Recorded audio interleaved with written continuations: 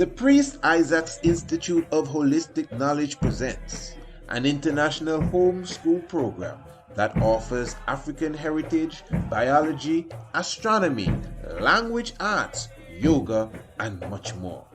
Our classes are created with the young ones in mind, and we cater to youths from kindergarten to high school. Children love our colorful and very animated lessons, while parents recommend it to friends and family. Contact us for a free preview and see for yourself why investing in the international homeschool program will be of great benefit to you and your young ones. Blessings.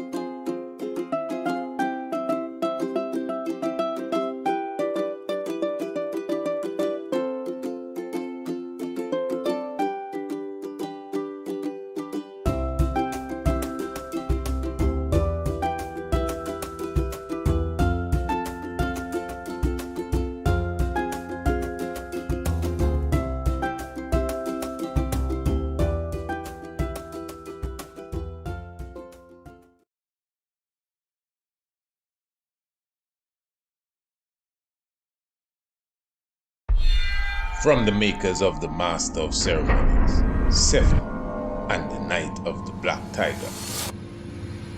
From the heart of the Kingdom of Kush, the lion-headed god, Apedemak.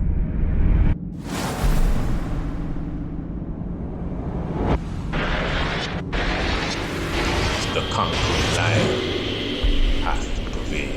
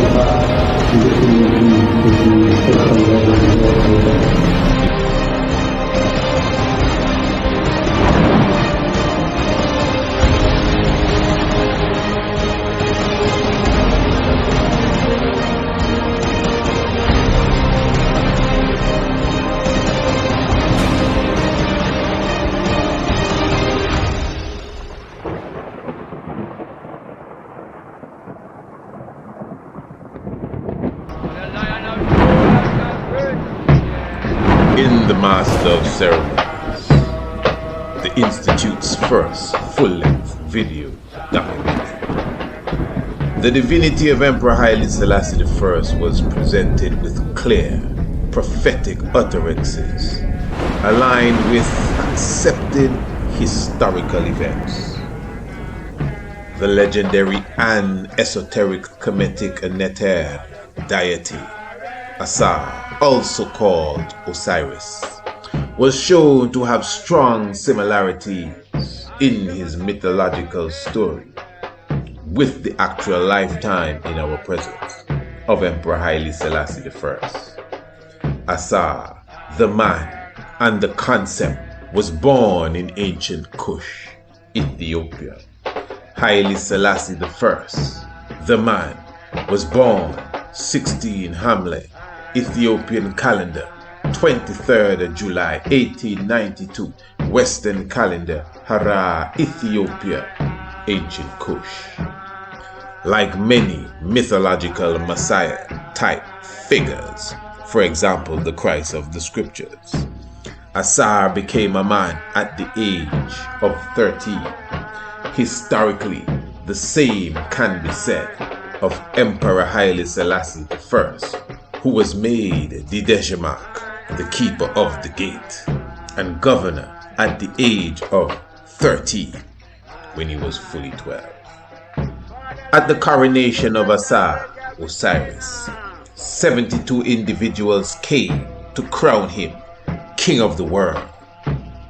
On the 2nd of November 1930, Emperor Haile Selassie I was coronated King of Kings, Lord of Lords, conquering Lion of Judah. 72 nations were represented at this event. At Osiris's coronation, he was attacked, placed in a coffin, and eventually cut into 16 pieces.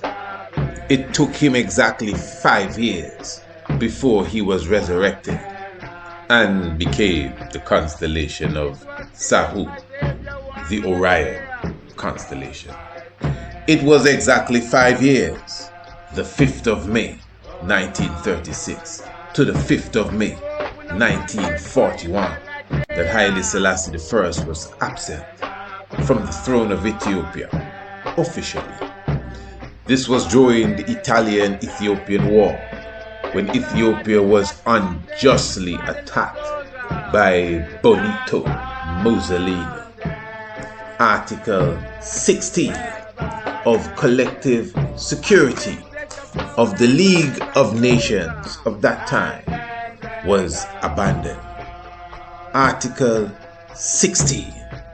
Osiris was cut into 16 pieces by the 72 that came to his coronation, like the 72 that came to the coronation of the emperor. 5 years exactly for Osiris to resurrect, from the 5th of May 1936 to the 5th of May 1941. Exactly 5 years for the emperor, 5th day and the 5th month.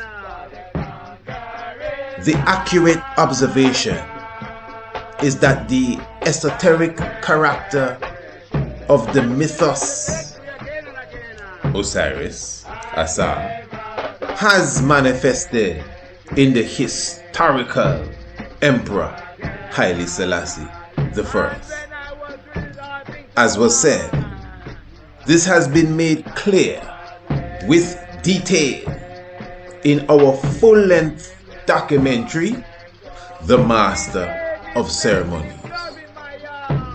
In this documentary, we will reveal that the Emperor Haile Selassie I has a specific alignment with a little spoken of Kushite deity, Neter, known as Apedemak.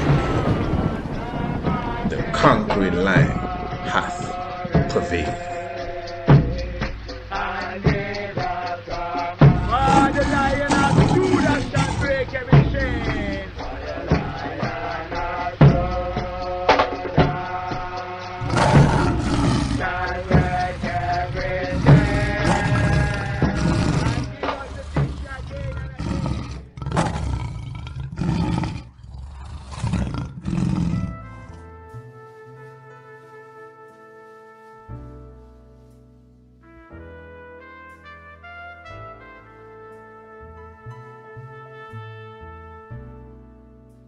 Ladies and gentlemen, I know I speak in behalf of all of my fellow Americans in welcoming His Imperial Majesty back to the United States.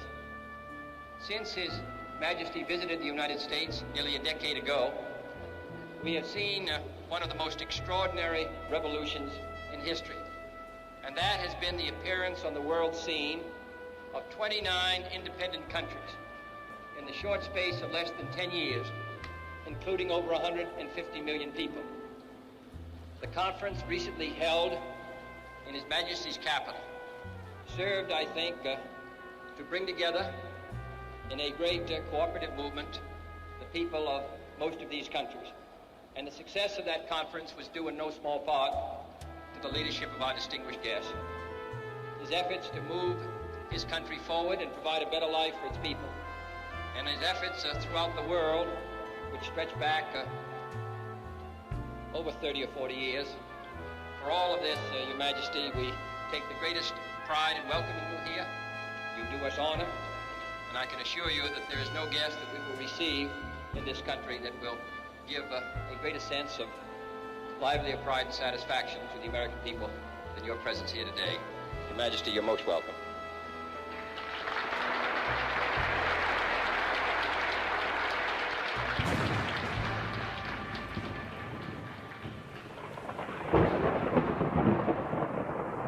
In the case of the Treaty of Wuchale, here is a power, a foreign power, at the time a modern foreign power, which had been on extremely friendly terms with Menelik. Menelik throughout thought of himself as a friend of Italy and Italy as an ally of Ethiopia. So he had every reason to enter an agreement with these people in good faith. And of course, the treaty was not undertaken in good faith, and the person who was singularly suspicious of the good faith of the Italians was Empress Lij II from the start. And the disputed article, very roughly, said in Amharic that the Italians would, upon request of the Ethiopian side, represent Ethiopian interests in Europe. On the Italian version, the article roughly had the provision that Italy had exclusive rights to represent Ethiopia in any foreign relations. This was, of course, a major limitation on Ethiopian sovereignty. Lij II saw it immediately. Menelik saw it thereafter. Both were utterly determined that whatever it took, they would not accept this version of the treaty. He prepared the diplomatic ground in a very painstaking way. And in the course of carrying out the diplomatic struggle, Menelik also made careful preparations for the war.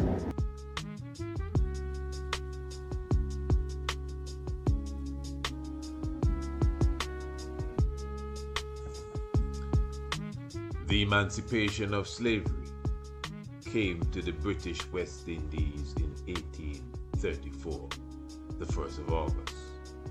While in the United States of America, this process took place in the year 1863.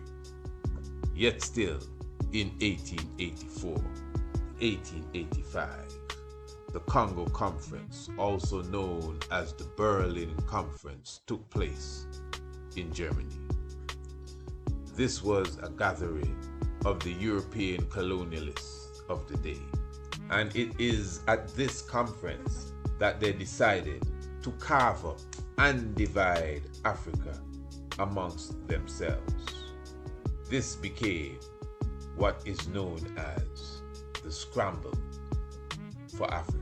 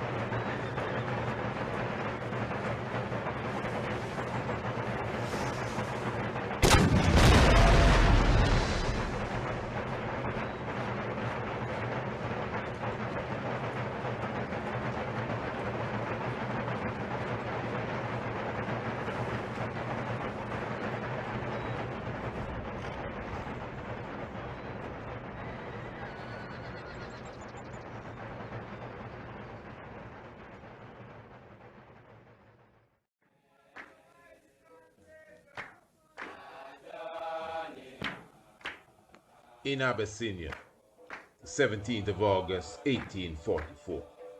Born of the kingdom of Shoa, was Sahle Mariam, aka Abba Dagnu, who became the world-renowned Menelik II, Emperor of Abyssinia, Ethiopia, Land of Judah.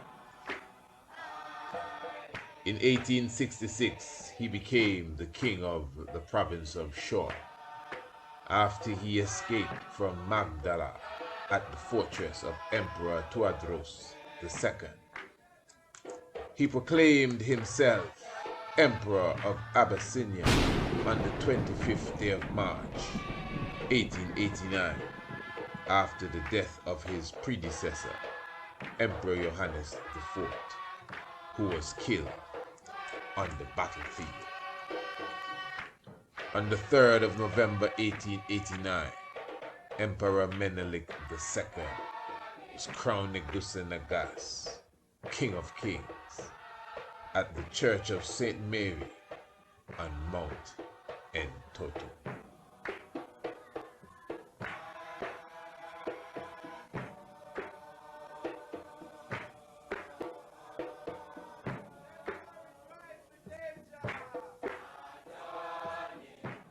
Ras Makonnen, father of the young Haile Selassie, was the chief representative of Emperor Menelik II and hero of Adowa. In 1896, the Italian army was utterly defeated at Adowa. All of Africa was colonialized at such time. Even Liberia was a creature of the United States of America. Ethiopia preserved its independence. Emperor Menelik gave the Italians Meneliks, Empress Tai II and Ras Makonnen, plus the Ethiopian warriors, united to destroy Rome. According to the legend, Kedus Girugis, Saint George, joined the battle against the enemy. The Lion of Judah hath prevailed.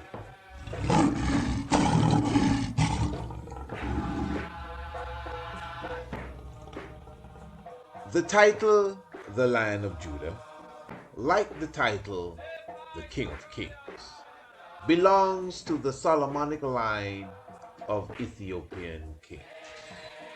After 1870, the Imperial flag with the Lion of Judah was established.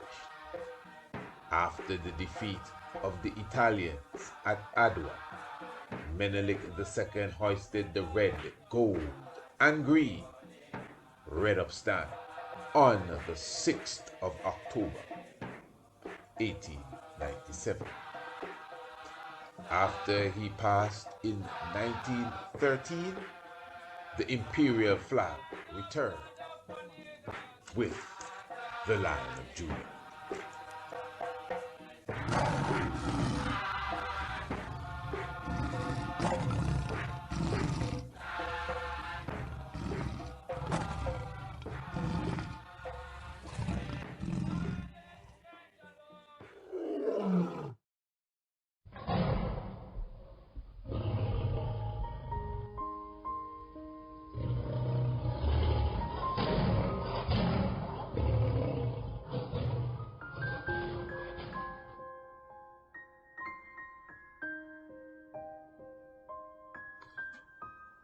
The lion has always been a symbol of strength and power in the ancient African system of monarchy.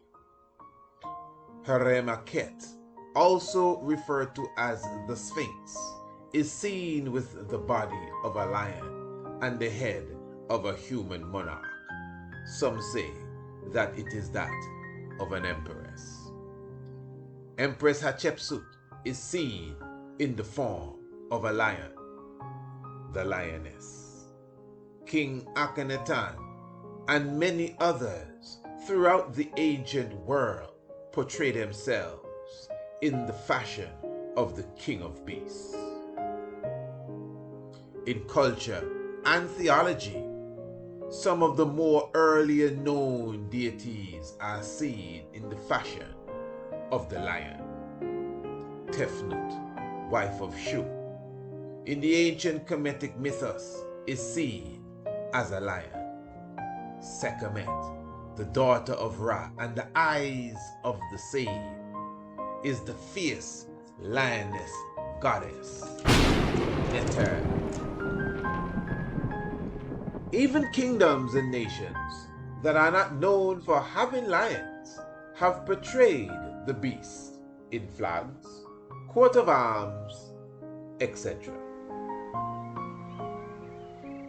In the Bible, the messianic figure is seen as the Lion of Judah.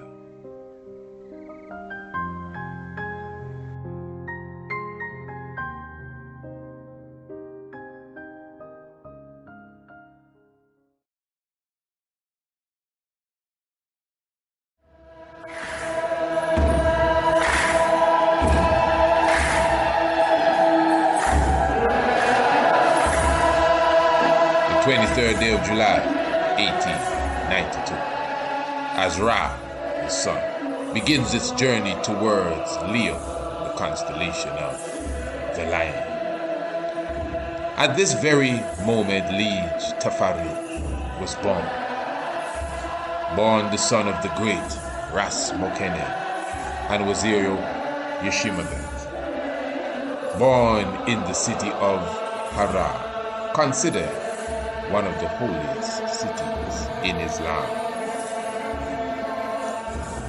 The wise mind of the young Tafari earned him the title of the Dejamak at the age of 13, plus governance of several provinces at a very young age, to include Harar, Sidam, and Gora. On the 27th day of September, the feast of Maskal, the commemoration of the finding of the true cross of Christ, 1916, he took the title of Ras and became regent to the throne of Ethiopia, Abyssinia. At that time, Princess Zaditu, the daughter of Menelik II, became Empress Zaditu, Empress of Ethiopia.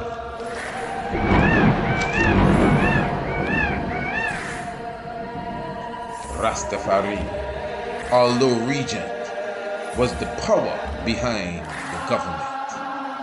This was made plain by Empress Zaditu herself. As regent, he toured Europe on diplomatic missions, and because of his shrewd and wise outlook, he managed to place Ethiopia into the League of Nations. Remember that the League of Nations was made up of predominantly European countries. Ethiopia was an independent African country amongst the colonializers of the rest of Africa.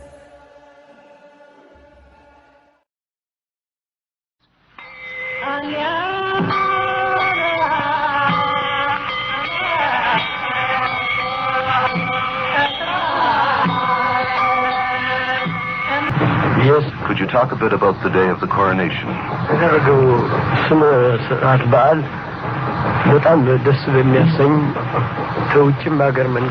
Yes, my coronation day was very memorable to me. Not only we had Ethiopian participants in the event, but also a lot of foreign emissaries partook in the celebration of the coronation day. The coronation itself was a Coptic service, Your Imperial Majesty.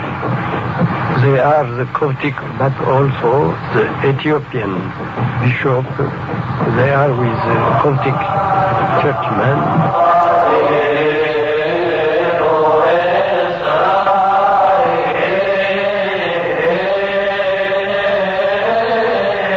In 1930 was a memorable day in the history of Ethiopia. Since the early hours of that morning, all in Addis Ababa began to prepare for the impressive event of the morning. The Emperor and Empress Makonnen had already spent the hours since the night before in prayer and meditation with the priests at the most holy altar within St. George's Cathedral, the largest church in the capital. Through the early morning, the chanting of priests continued.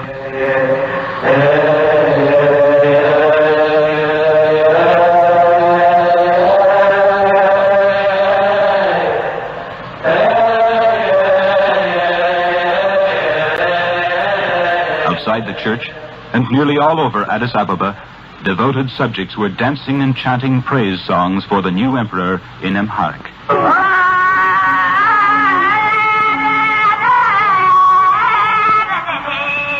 The son of Ras Makonnen, Haile Selassie, will feed us. His justice is like that of an angel.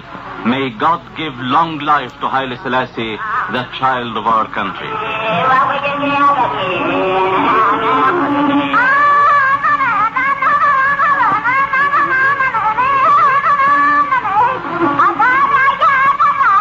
The ritualistic ceremonies of the coronation were performed in a large auditorium adjacent to the west side of the cathedral, which had been especially constructed for the occasion.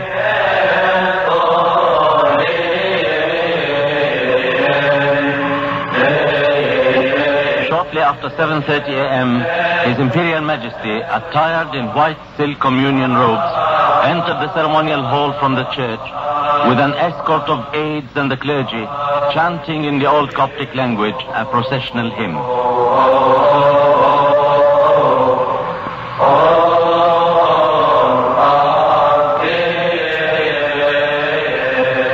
The spiritual vestment is worn by the Archangel Michael.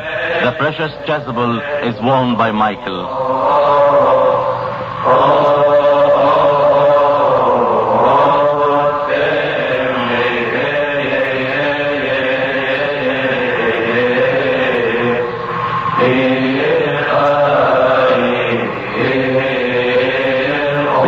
Took his place on the throne. Thereupon the ceremony began. The Coptic Archbishop of Ethiopia, representing His Holiness the Pope of Alexandria, with his throaty voice, announced, Ye princes and ministers, ye nobles and chiefs of the army, ye professors and priests, ye people of Ethiopia, look ye upon our Emperor Haile Selassie I, descended from the dynasty of Menelik I, who was born of Solomon and the Queen of Sheba, a dynasty perpetuated without interruption from that time to King Haile Selassie and to our times. The emperor was then vested with the 7 ornaments of the coronation, including his gold sword studded with precious stones, a diamond-encrusted ring, 2 traditional lances, the imperial scepter, and a golden globe of the earth, the imperial vestments, and at last came the magnificent crown.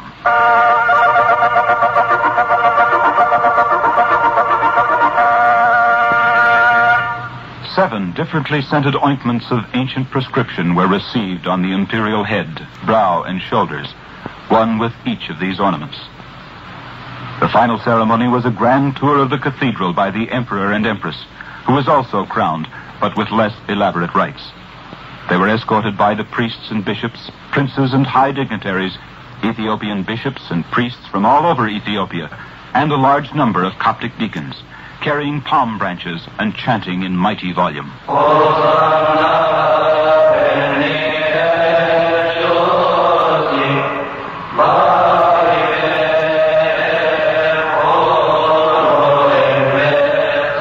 Hosanna, blessed be the King of Israel.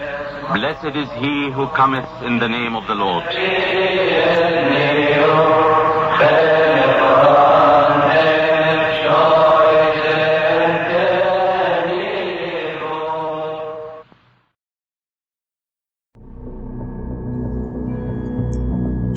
On the 1st of November 1930, Emperor Haile Selassie I unveiled the statue of Menelik II, riding triumphant, Battle of Adawa hero. This was the 25th anniversary of himself, Emperor Haile Selassie I, being given the title Dideshemash when he was 13 years of age in 1905. This unveiling of the statue of his great predecessor, Menelik II, on the 1st of November 1930 was done the day before the coronation of himself, Emperor Haile Selassie I, on the 2nd of November 1930, which is exactly one day shy of the 41st anniversary of the coronation of the very same Emperor Menelik II, which took place on the 3rd of November 1889 in the Entoto Mountains. The conquering line hath prevailed.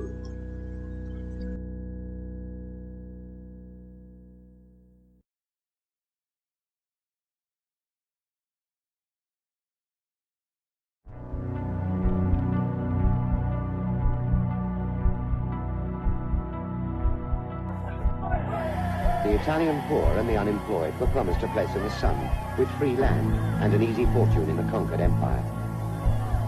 The mechanical power of Italy's armory was Mussolini's guarantee of a quick, clean war with few Italian casualties.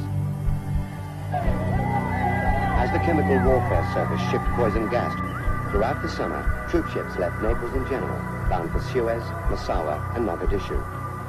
The Italian soldiers sincerely believed they were sailing to liberate and civilize Ethiopia.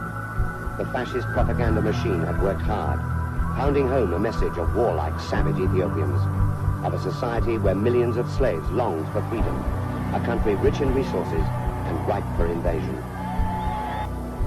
War materials flowed steadily from Italian industry to the ports of Massawa and Mogadishu. Boats queued at the docks, waiting to land supplies for the most powerful army Africa had ever seen. 6,000 machine guns, 150 tanks, 700 pieces of artillery, 150 aircraft, and huge supplies of ammunition passed through the docks before the invasion began. During the next 6 months, the shipments of men and armaments would increase 4 times.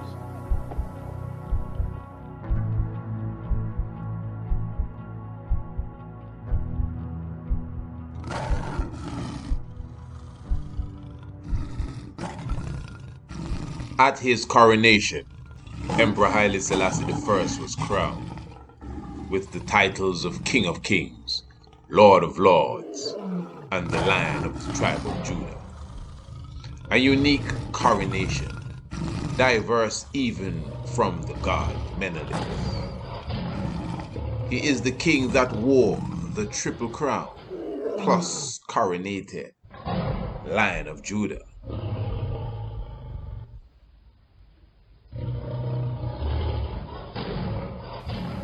Before they set out on the 6-week march into the northern mountains, the armies paraded before the emperor in the age-old ritual of Ethiopian war. Ras Mulugeta, hero of Adwa, approached Haile Selassie.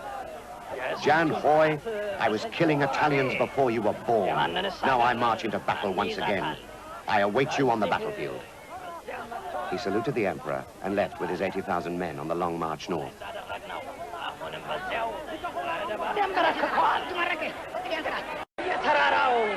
All day, the warriors paraded before the emperor, boasting of their bravery in past battles. But Haile Selassie knew that the invasion had brought a new kind of warfare to Ethiopia.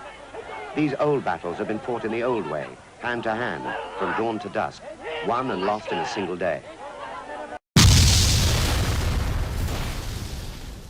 The warriors gathered from all parts of Ethiopia, united with their emperor against the fascist aggressors. Mussolini shouted his orders from Italy. Emperor Haile Selassie I was on the front line of the battlefield.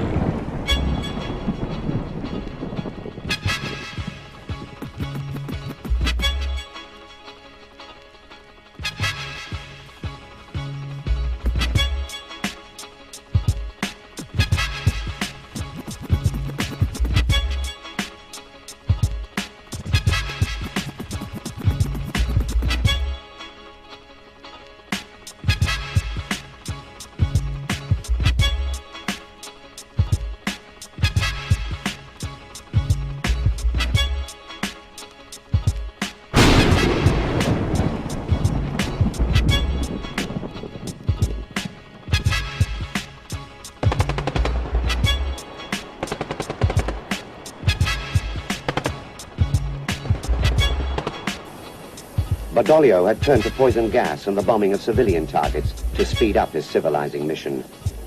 He wanted no awkward European witnesses from the International Red Cross to see the victims of bombing raids and the flesh blistered by gas. This was not the style of war like that of Adawa. This was a war of heavy artillery, illegal substances, example, mustard gas, which was banned by the Geneva Convention after World War I. He drove north to the front to consult his commanders and rally the dejected troops.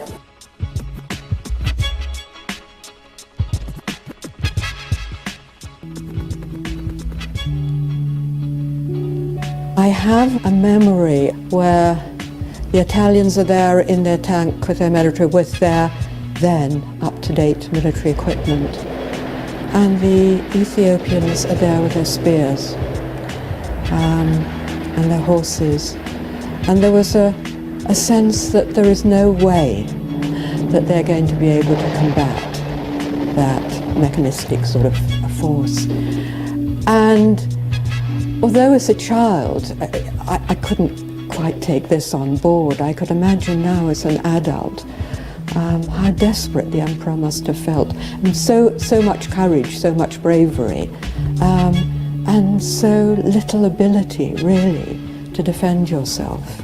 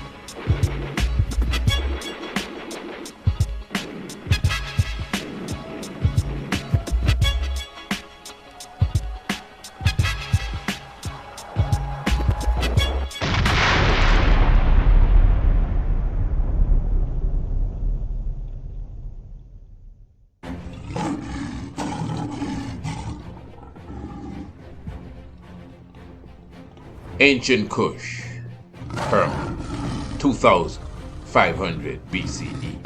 Napata, Ancient Meori, Ta-Seti. Ancient Kush and Ancient Kemet are one people, Smai Tawe. They share the same Netaru. They share the same gods. But there is one Netar, one god, that is unique to the south, that is unique to Kush, that is unique to Nubia. It is the lion-headed triple crown god, Apedemak. Although unique to Kush, Apedemak is an ancient form of Asar, also known as Osiris. This is why at times Aset or Isis is seen as his wife. He is Osiris lionized.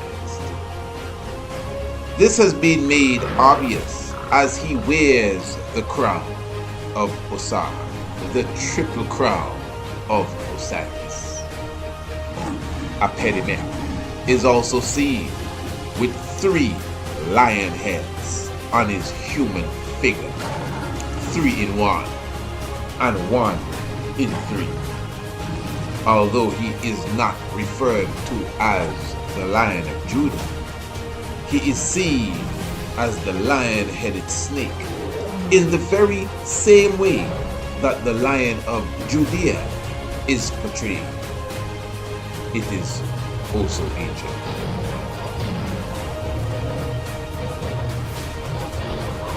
But the outstanding characteristic of Apedemak is that he is the god that goes on the front line of the war. He is the god of war that leads his troops into battle. He is the conqueror, the conquering lion, the triple-crowned lion-headed god, Apedemak.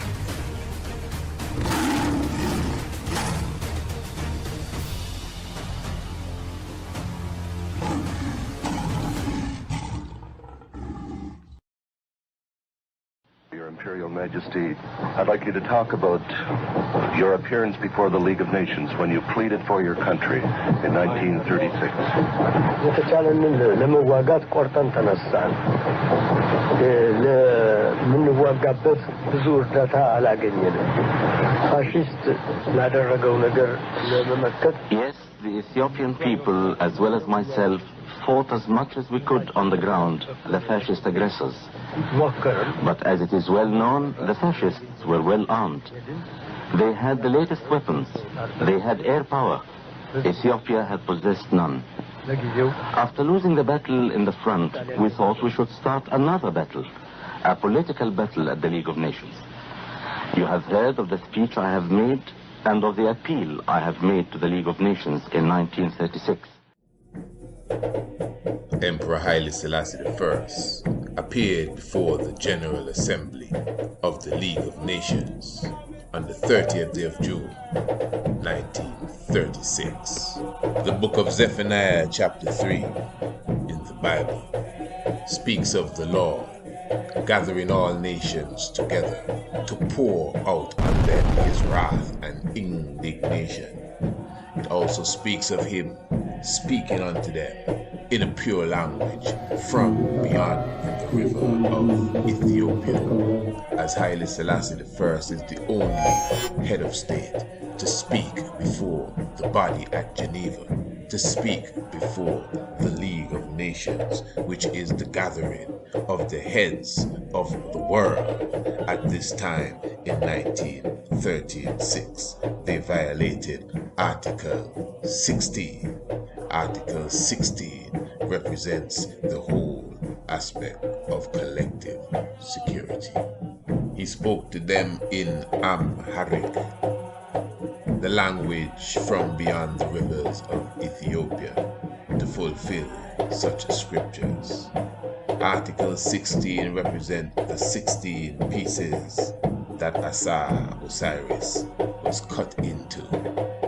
And this is why the Emperor of Ethiopia officially was away from the throne for exactly 5 years, the time frame given for the resurrection of Asar, from the 5th of May 1936 to the 5th of May 1941, May being the 5th month and the 5th day. I am here to claim justice, he said. What reply shall I take back to my people? There was no answer, and there could be none. The League was dead. So, said the Emperor, it is us today, it will be you tomorrow.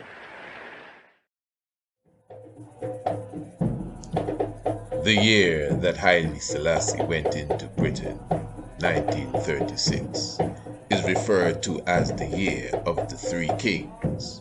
For that year, Britain had 3 kings, one after the other, the very same year that the King of Kings came into Britain. He made his residence at Bath, Fairfields, and on the 10th of June, 1940, he prepared himself to return to the battlefield, to return to Ethiopia, to rejoin the war on the front line. After shrewdly securing weaponry and soldiers, and a diplomatic agreement with the Allied forces, Emperor Haile Selassie re-entered Ethiopia to lead the troops into battle. Apedemak.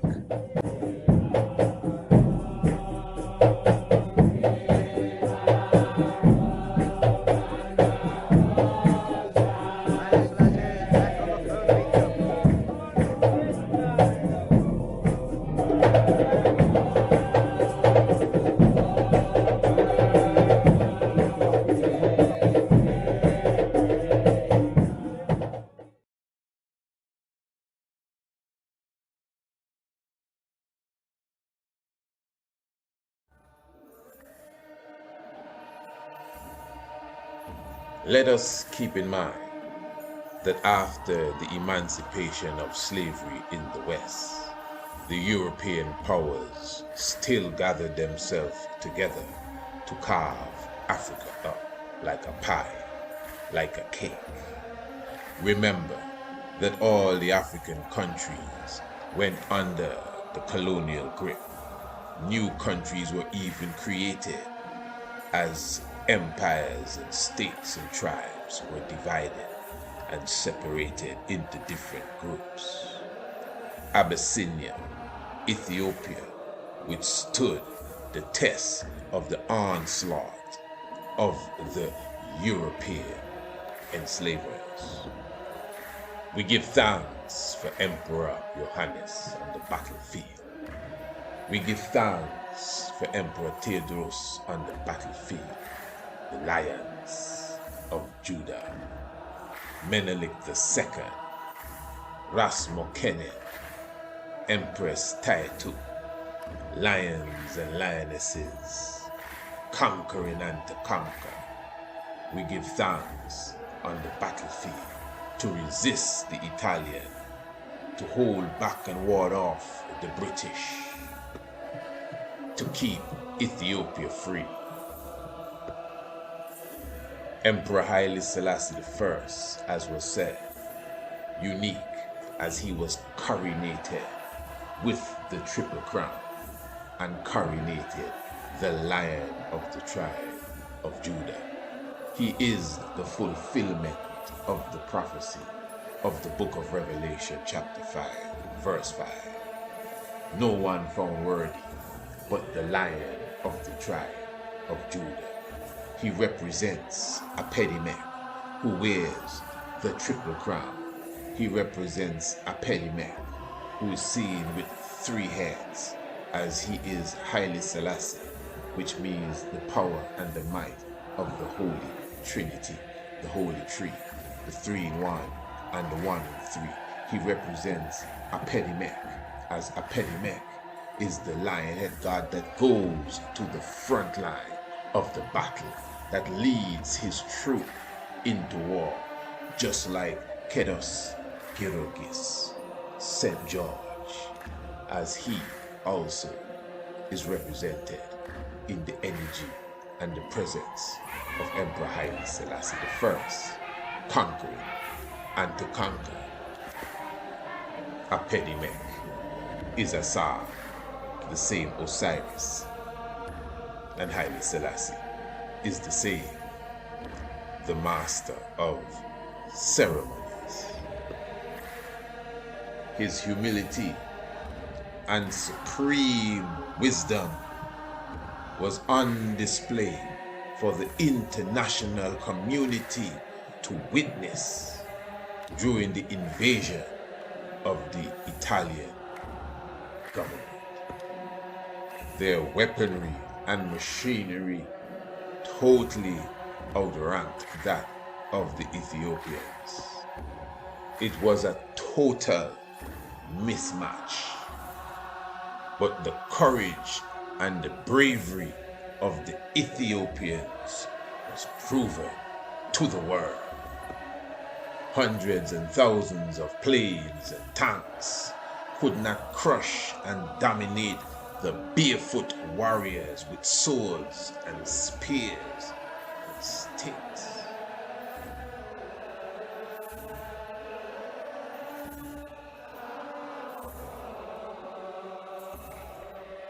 And now to present our eminent guest, the honorary chairman of our Congress, Dr. Billy Graham.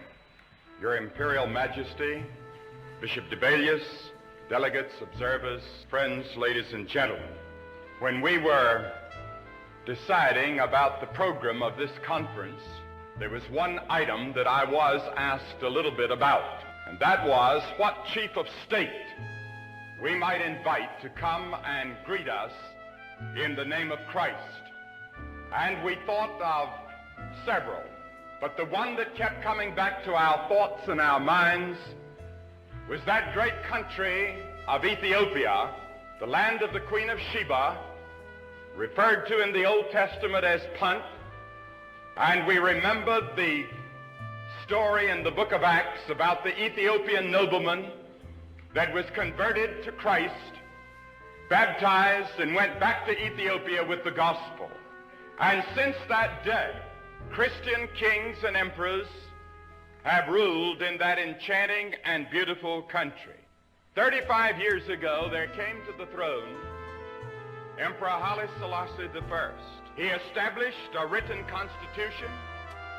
He established a parliament, a modern system of communication, built roads, hospitals, schools, and universities. And then the whole world became aware of him when, during the heroic days of the war, His Majesty is the protector of the state's Ethiopian Orthodox Church and is head of the church. And when he returned to his country on May the 5th, 1941, on that historic day, he announced to the world that in Ethiopia, Christian ethics in government, liberty of conscience, and democratic institutions would prevail in his country. And so we give a warm and hearty welcome to our distinguished guest this morning, His Imperial Majesty, Emperor Haile Selassie I of Ethiopia.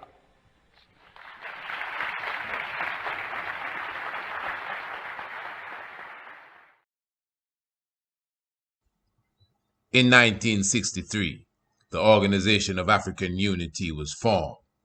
The Great Africa Hall, Addis Ababa, Ethiopia, the 25th day of May, African Liberation Day.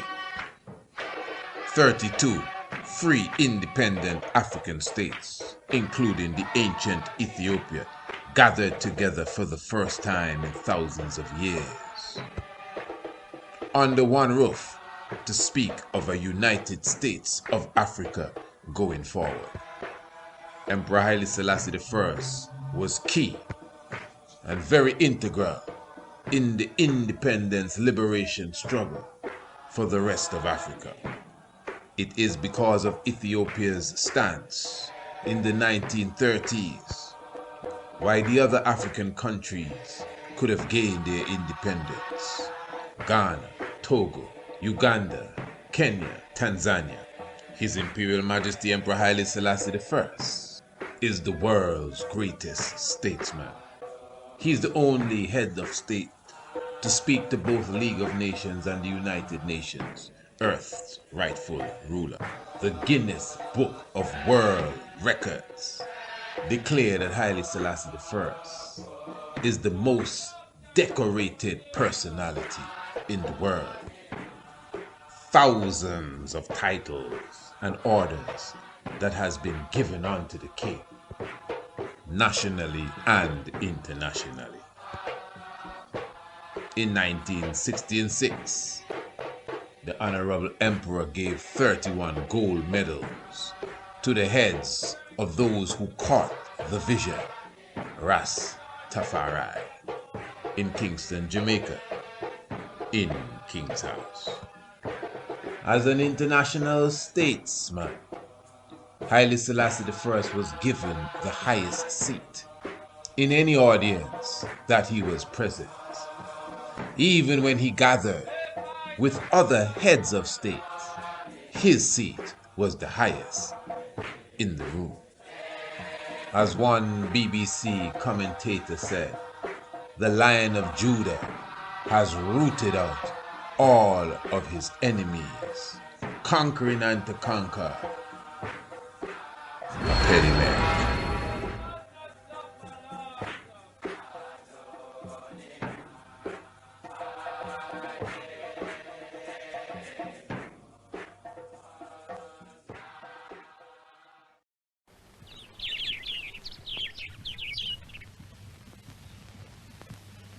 It is good that you are here to record this picture of me in my palace garden at Addis Ababa.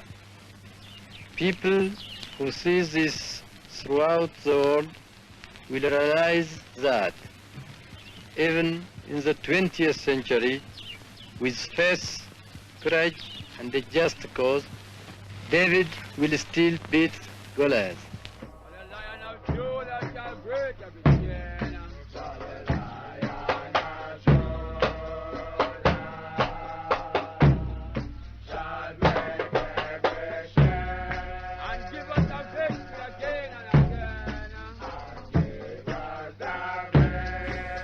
እስካሁን ባከናወነውም ሲመዘን አሁን በምንገኝበት ዓለም ያሉትን ብዙ ችግሮች ለማስወገድ ያለው ችሎታ ተስፋ የተደረገበትን ያህል እየተዳከመ የሄደ ነው። On the 27th day of August 1975, the very first official news report was that Haile Selassie I has gone missing. Since then, he has not officially been seen or heard from again. We give thanks for the Lion of the tribe of Judah. We give thanks for the conquering Lion, the King of Kings and the Lord of Lords, who defend Ethiopia from the invaders. Give thanks. Apedemak.